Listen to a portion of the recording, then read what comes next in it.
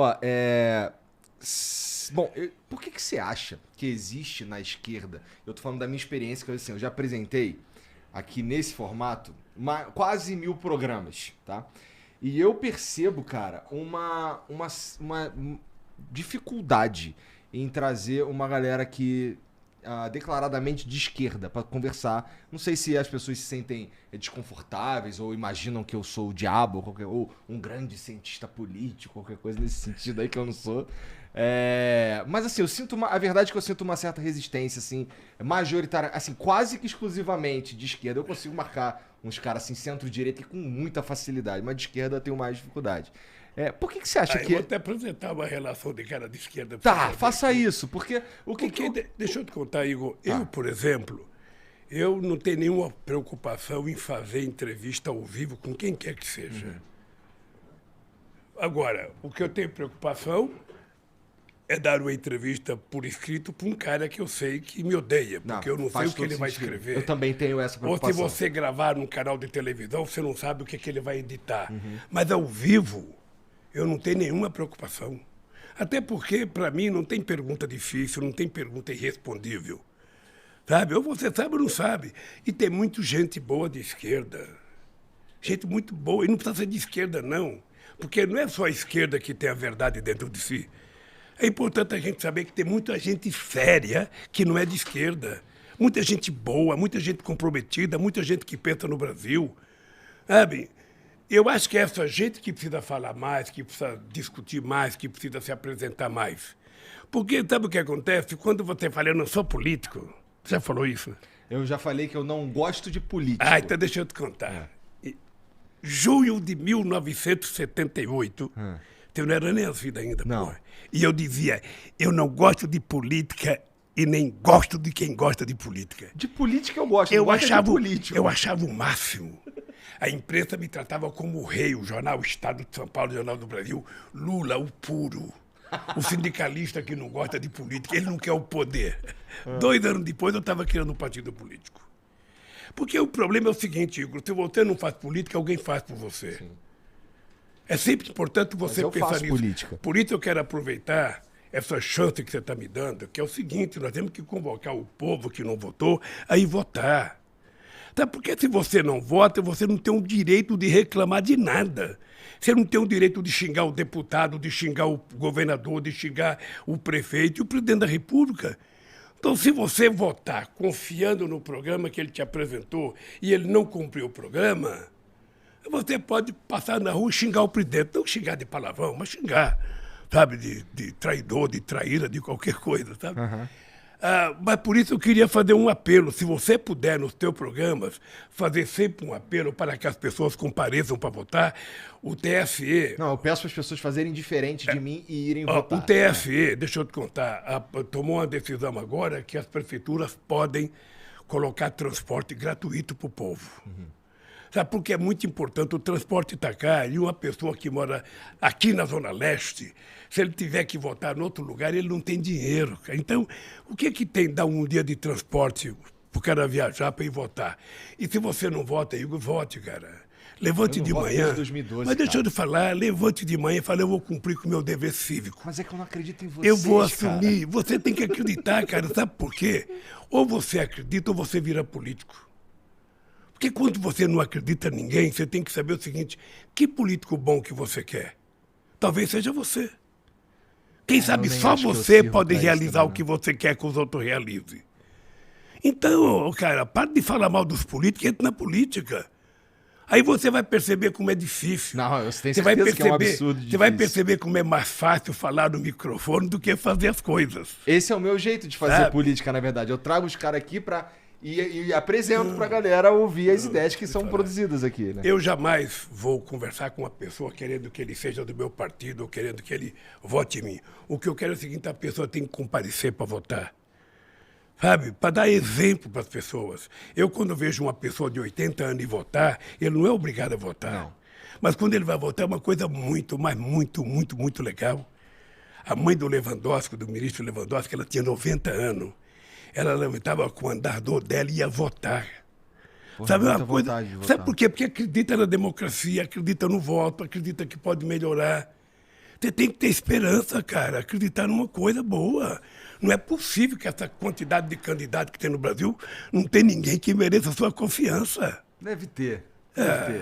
Deve ter. Se olhar com cuidado, tem. Olha, não seja o Lula de 78. Tá. Não negue a política. Pô, por falar no Lula de 78, quando tu cria ali, quando você tá ali envolvido na criação do PT e tal, cara, eu tenho uma percepção que eu queria saber que você me comentasse sobre ela, que é, sabe, eu sinto que o PT, de uma forma geral, ele foi se tornando um pouco soberbo. Eu acho que foi se juntando às fileiras do PT e o PT foi abraçando uma galera, intelectuais e pessoas e pensadores e grandes artistas e não sei o quê. E talvez o PT tenha perdido a conexão com o trabalhador, de fato. Até porque o PT chegou muito longe. 3 mandatos e meio, vai, de presidência da República. É bastante coisa. É chegar muito longe, né? Você considera que o PT se tornou um pouco soberbo? Que o PT se distanciou um pouco do trabalhador? Deixa eu te contar uma coisa primeiro. Esse Lula político que eu te falei de 78, em 78 o presidente da República tinha como ministro um gaúcho que fez uma lei proibindo determinadas categorias fazer greve. Bancário, professor, frentista de posto de gasolina não podia fazer greve. Aí eu resolvi ir a Brasília falar com o deputado, que era um absurdo. Se você quer que uma categoria seja considerada essencial e não pode fazer greve, você tem que dar um salário essencial para ela, não é isso? Aí eu fui lá, quando eu cheguei lá, eu descobri que não tinha trabalhador no Congresso Nacional. Não tem. Aí eu saí de lá com a ideia de criar um partido político. Foi daí que nós criamos um partido político. O PT já nasceu grande, porque o PT juntou o que tinha de melhor no movimento sindical brasileiro, o que tinha de melhor no movimento social, o movimento da saúde, o movimento da caristia. O PT conseguiu juntar grandes intelectuais como Florestan Fernando, Paulo Freire, apenas para citar 2, Sérgio Buarque, sabe?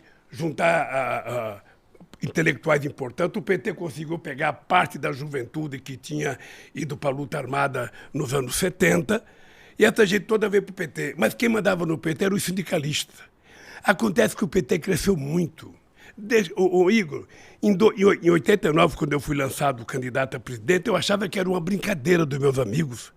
Falava, pô, como é que eu vou ser candidato a presidente com o Brizola disputando, com o Ulisses Guimarães disputando, com o Maluf disputando, com a FIF disputando, com o Mário Cova disputando, com o vice-presidente da República disputando.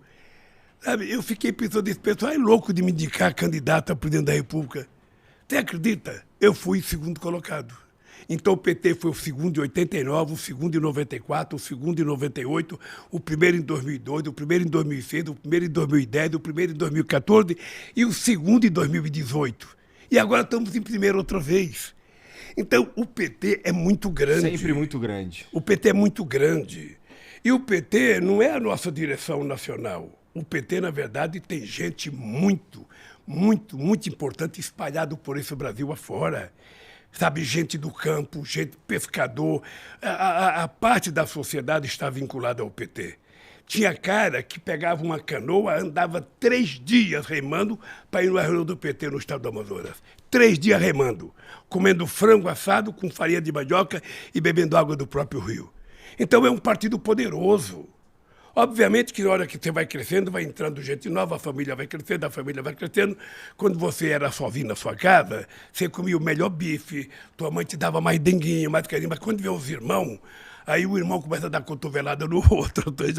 Então o PT foi crescendo, ficou mais confuso. Mas veja, se você fizer uma pesquisa de opinião pública e perguntar qual o partido de sua preferência, você vai aparecer assim, PT, 20% ou 22%. Segundo colocado, 1% ou 0%. Porque não existe outros partidos. Agora está surgindo o PSOL. Mas o partido que aparece nas pesquisas é o PT. Porque o PT tem história e tem muito vínculo com a luta social nesse país. Mas por isso é que tem tanto ódio contra o PT. Será? Porque o PT é muito grande, cara. Eu não sei se é por isso, porque eu acho que o PT, de uma forma geral, ele acaba... Bom, você ganha a primeira vez, aí você ganha a segunda vez, e você consegue emplacar a Dilma também, né? Então, cara, eu não sei, acho que parece que o PT meio que... Porra, eu sou PT, eu sou foda, entendeu? Eu vou entrar... agora eu, sei lá, eu sou... Foi uma parada que eu acho que tem a ver, talvez, com o que o Brown falou naquele comício. Pô, tem que voltar pra base. Tem que falar com os caras que tá aqui no Capão Redondo e o caralho. Obviamente que isso aconteceu. O partido cresceu e o partido se afastou da sua base originária, também porque a base operária que criou o PT ela já não existe mais como existia nos anos 80. Uhum. Eu, quando era presidente do Sindicato de São Bernardo, nos anos 80, a Volkswagen tinha 44 mil trabalhadores. Hoje tem 7 mil. Então, também o mundo do trabalho não é mais o mesmo. Então, mudou. Mudou a base do PT. E o PT sabe que eu faço muita crítica. Eu deixei de ser deputado em 90, porque tem muita gente que achava que só mandava no PT que era deputado.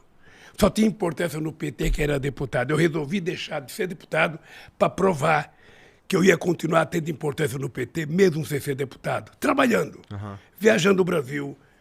O cara, quando morreu o Chico Mendes, eu estava em Cabo Verde. Quando eu recebi a notícia que morreu o Chico Mendes em Chapuri, longe para caramba. Você desce em Rio Branco, tem que pegar mais 300 quilômetros de estrada, chovendo pra caramba. O PT não tinha dinheiro, eu falei pra tesoureira do PT, aluga o avião para pagar em 30 dias. Sabe? Porque aí eu ia atrás de arrumar dinheiro. Pegamos um avião, fomos para lá, para ficar 1 hora no enterro, e ficamos lá no enterro, fiz um discursinho pro Chico Mendes e voltei. Quem é que faz isso? Ninguém faz isso, cara, só quem tem muito vínculo, só quem tem muita relação. E o PT construiu isso. Obviamente que você olha o PT, tem gente mais sofisticada, tem gente que já não é mais operário, tem gente que não é mais da base. E eu concordei com o discurso do Mano Brown. Eu acho que o PT não pode abandonar a periferia. Sabe? O PT não pode, os deputados do PT precisam frequentar, precisam visitar, precisam estar do lado, precisam apoiar. Sabe? Porque senão não há razão da gente existir. Para ser igual aos outros, não precisa a gente existir.